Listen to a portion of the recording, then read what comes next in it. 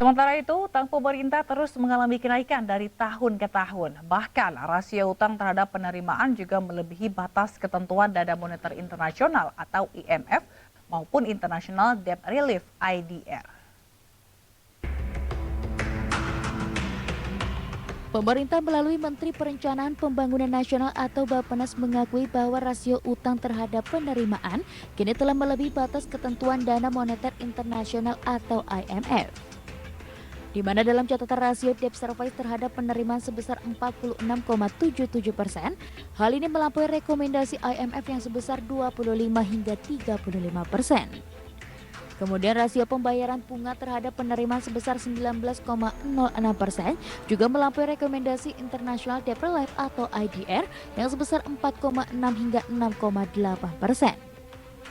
Sementara rasio utang pemerintah terhadap penerimaan tercatat sebesar 369%, melampaui rekomendasi IDR sebesar 92 hingga 167% dan rekomendasi IMF sebesar 90 hingga 150%.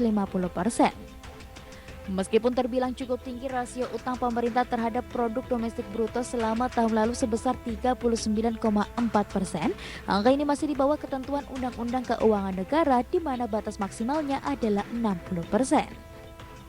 Penambahan total utang pemerintah baik itu utang dalam negeri maupun utang yang ditarik dari luar negeri selalu menjadi polemik. Tingginya utang membuat kekhawatiran tersendiri bagi perekonomian nasional.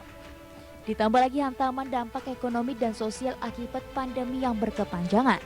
Kedepan pemerintah berharap rasio utang bisa menurun seiring dengan upaya pemulihan ekonomi.